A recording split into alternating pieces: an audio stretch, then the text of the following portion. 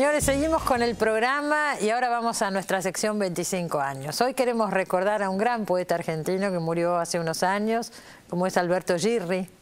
Girri estuvo unas cuantas veces acá en Los Siete Locos. Vamos a pasar un fragmento de una de las primeras veces que nos visitó, si no fue la primera, la verdad que no recuerdo porque es acá en Canal 7 en el año 89 y está junto a María Kodama. Ahí lo vemos.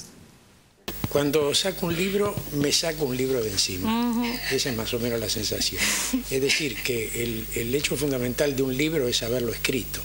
Lo que ocurra una vez que ese libro ha sido publicado, ya prácticamente escapa al dominio de quien lo ha hecho. Tiene estado público.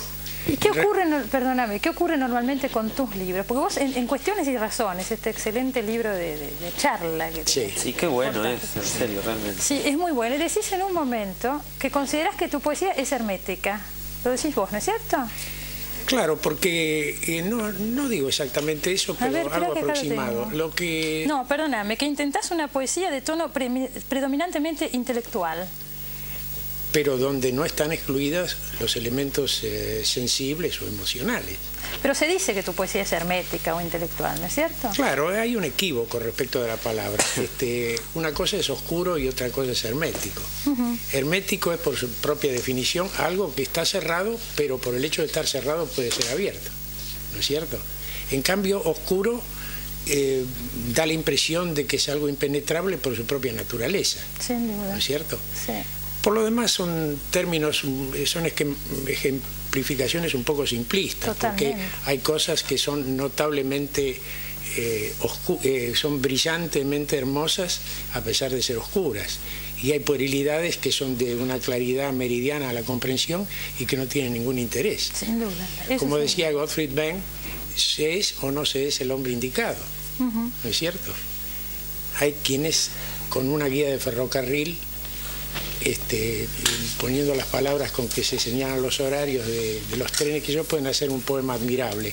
Y hay quienes con todas las palabras más prestigiosas que ha inventado la literatura, es imposible que escriban algún poema decente, ¿no? ¿Cómo surge para vos un poema? ¿Cómo te surge la idea de un poema?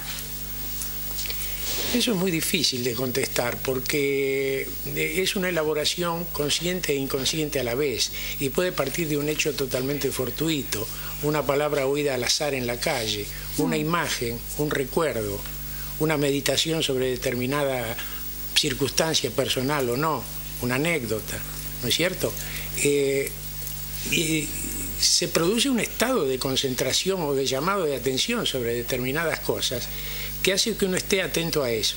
En determinado momento eso empieza a cobrar una especie de forma informe, si vos querés, y vos apelás ¿a qué? Para que esa forma informe tenga alguna existencia, a las palabras. Y probás.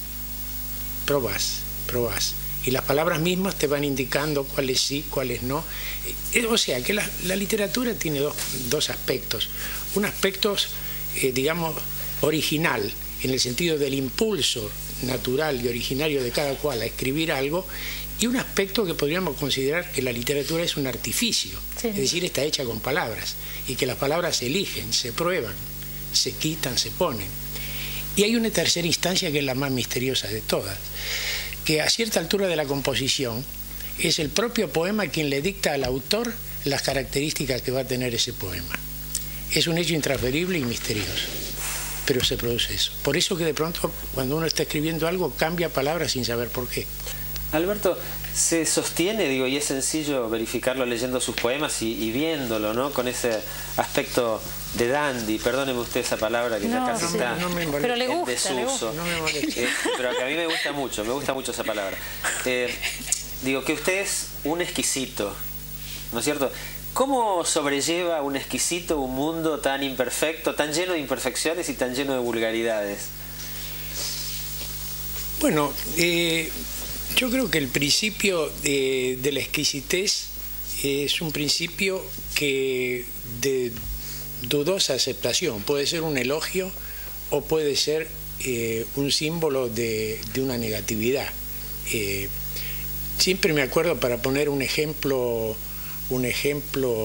vulgar, que en un momento dado escuché una transmisión de un partido de fútbol y el comentarista, refiriéndose a un jugador muy habilidoso, pero que nunca podía hacer goles, decía, qué lástima, es solamente un exquisito, decía.